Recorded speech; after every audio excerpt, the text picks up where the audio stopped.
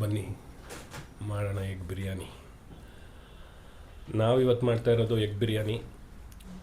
ಇದು ಬ್ಯಾಚುಲರ್ಸ್ಗೆ ಬಿರಿಯಾನಿ ಫ್ಲೇವರ್ ಕೊಡೋ ಅಂತ, ಚಿಕನ್ ಬಿರಿಯಾನಿ ಇಷ್ಟ ಆಗಿರೋ ತುಂಬ ಜನಕ್ಕೆ ಚಿಕನ್ ತಿನ್ನೋರು ಇರೋಲ್ಲ, ಅವ್ರಿಗೆಲ್ಲ ಈ ಎಗ್ ಬಿರಿಯಾನಿ ತುಂಬ ಈಸಿಯಾಗಿ ಮಾಡ್ಕೊಬೋದು. ಸೊ ಆ ರೆಸಿಪಿನ ಹೇಳ್ತಾ ಇದ್ದೀವಿ. ಈರುಳ್ಳಿನ ಚೆನ್ನಾಗಿ ಚಾಪ್ ಮಾಡ್ಕೊಳ್ಳಿ. ನಾವು ಇವಾಗ 4 ಈರುಳ್ಳಿ ತೊಗೊಂಡಿದ್ದೀವಿ. ನಾವು ಮಾಡ್ತಾ ಇರೋದು 3 ಲೋಟ ಬಿರಿಯಾನಿ, ಎಗ್ ಬಿರಿಯಾನಿ. ಸೊ ಒಂದು 8 ಎಗ್ ಬೇಯಿಸಿಟ್ಕೊಂಡಿದ್ದೀವಿ. ಇದನ್ನು ಫುಲ್ ಲೇಯರ್ಡಾಗಿ ಡೀಪ್ ಫ್ರೈ ಮಾಡಿಕೊಂಡು ಲೇಯರ್ಡಾಗಿ ಮಾಡಿಕೊಂಡು ಬಿರಿಯಾನಿ ಹಾಕೋ ಥರನೂ ಮಾಡ್ಬೋದು. ಬಟ್ ನಾವು ಮಾಡ್ತಿರೋದು 1 ಪಾಟ್ ಬಿರಿಯಾನಿ, ಸೊ ಈಸಿ ಆಗಲಿ ಅಂತ. ಸೊ ಸ್ಟಾರ್ಟ್ ಮಾಡಿ. ಸ್ವಲ್ಪ ಆಯಿಲ್ ಹಾಕಿ ಕುಕ್ಕರ್ಗೆ. ಆಮೇಲೆ ನಾವು ಬೇಯಿಸಿಟ್ಕೊಂಡಿರೋ 8 ಮೊಟ್ಟೆನೂ ಇವಾಗ ಹಾಕ್ತಾಯಿದ್ದೀವಿ ಒಂದೊಂದೇ. ಎಲ್ಲ ಮೊಟ್ಟೆನೂ ಸ್ಲಿಟ್ ಮಾಡಿ ಹಾಕಿ. ಸೊ ನಿಮಗೆ ಮಸಾಲ ಮತ್ತು ಒಳಗಡೆ ಎಲ್ಲೋವರೆಗೂ ಯೋಕ್ವರೆಗೂ ಮಸಾಲೆ ಎಲ್ಲ ಹಿಡಿಯುತ್ತೆ. ಸೊ ಟೇಸ್ಟ್ ಚೆನ್ನಾಗಾಗತ್ತೆ. ಇಲ್ಲಾಂದರೆ ಮೇಲ್ ಕೋಟಿಂಗ್ ಥರ ಮಾತ್ರ ಇರುತ್ತೆ. ಇವಾಗ ಒಳಗಡೆ ಎಲ್ಲ ಫ್ರೈ ಆದಂಗಾಗಿರುತ್ತೆ. ಸೊ ನಿಮಗೆ ಒಂದೊಂದು ಪೀಸಲ್ಲೂ ಆ ಟೇಸ್ಟು ಡೀಪಾಗಿರುತ್ತೆ. ಸೊ ನೀವು ಎಂಜಾಯ್ ಮಾಡ್ಬೋದು.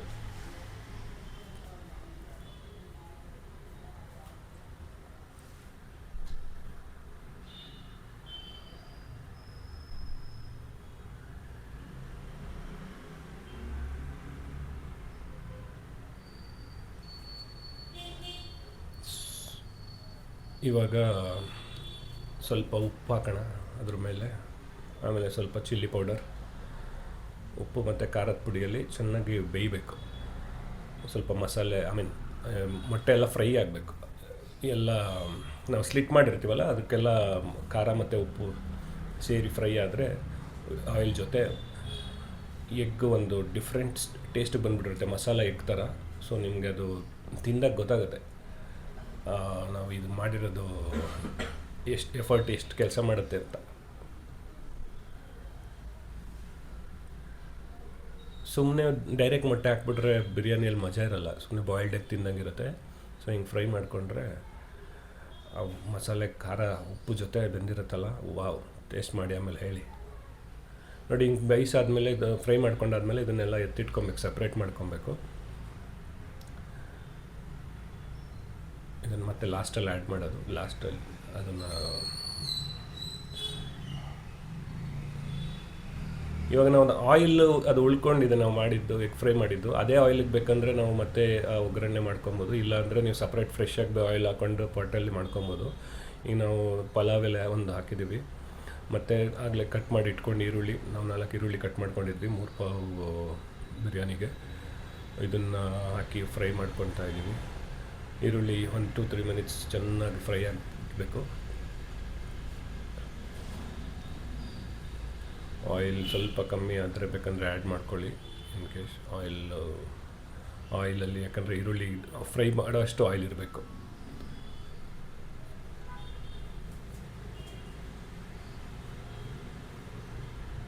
ಚೆನ್ನಾಗಿ ಫ್ರೈ ಆಗಲಿ. 1-3 ಮಿನಿಟ್ಸ್ ಅದು ಫುಲ್ ಬಾಡಬೇಕು. ನಾವು 10 ಮೆಣಸಿನ್ಕಾಯಿ ಹಾಕಿದ್ದೀವಿ 3 ಪಾವು ಬಿರಿಯಾನಿಗೆ.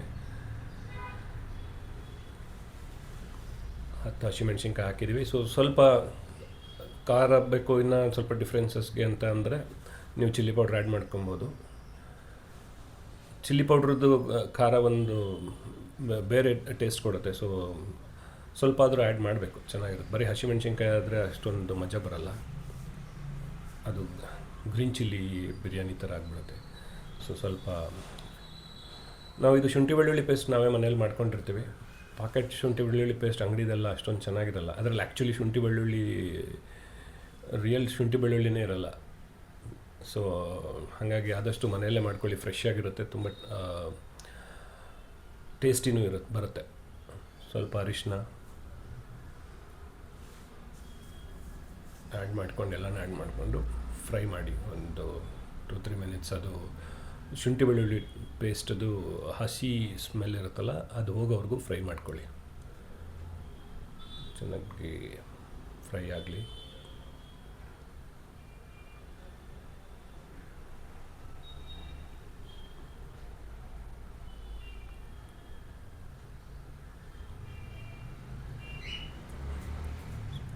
ಸ್ವಲ್ಪ ಖಾರಕ್ಕೆ ಚಿಲ್ಲಿ ಪೌಡ್ರ್ ಆ್ಯಡ್ ಮಾಡ್ಕೊಳ್ಳೋಣ, ಒಂದು ಸ್ಪೂನಷ್ಟು. ಯಾಕಂದರೆ ಆಲ್ರೆಡಿ ಮೆಣಸಿನ್ಕಾಯಿ ಹಾಕಿದ್ದೀವಿ, ಹಸಿಮೆಣ್ಸಿನ್ಕಾಯಿ. ಆಮೇಲೆ ಒಂದು ಸ್ಪೂನಷ್ಟು ಧನಿಯಾ ಆ್ಯಡ್ ಮಾಡೋಣ.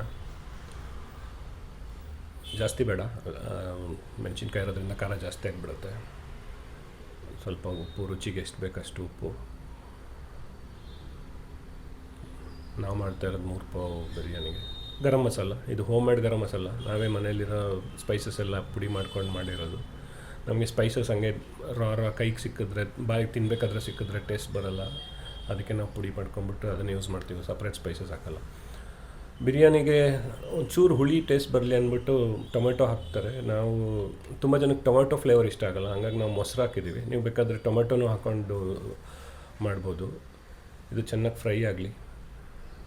ಮತ್ತು ಇದು ಕೊತ್ತಂಬರಿ ಕಟ್ ಮಾಡ್ಕೊಂಡಿರೋದು, ಕೊತ್ತಂಬರಿ ಪುದೀನ ಸೊಪ್ಪು. ಕೊತ್ತಂಬರಿ ಪುದೀನ ಅರೋಮ ಬಿರಿಯಾನಿಗೆ ನೆಕ್ಸ್ಟ್ ಲೆವೆಲ್ ಟೇಸ್ಟ್ ಮಾಡಿಕೊಡುತ್ತೆ. ಸೊ ಇದೆಲ್ಲ ಚೆನ್ನಾಗಿ ಫ್ರೈ ಮಾಡ್ಕೊಳ್ಳೋಣ.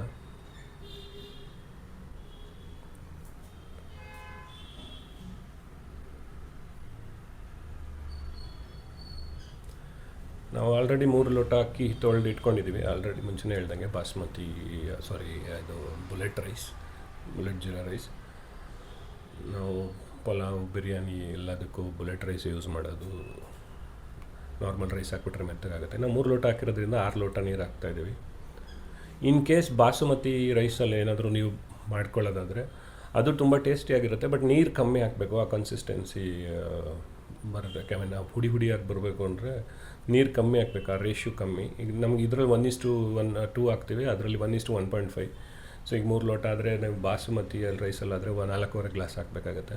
ನಾವು ಇದರಲ್ಲಿ 6 ಗ್ಲಾಸ್ ನೀರು ಹಾಕಿದ್ದೀವಿ. ಸೊ ಇವಾಗ ಇದು ಚೆನ್ನಾಗಿ ಕುದಿ ಬರಬೇಕು.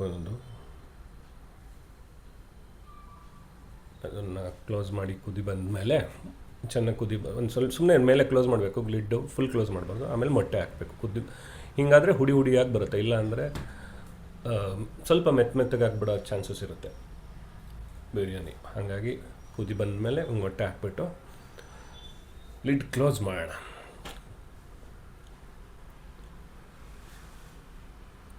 ಇಷ್ಟಾದಮೇಲೆ ಒಂದು 3 ವಿಷಲ್ಗೆ ವೆಯ್ಟ್ ಮಾಡೋಣ.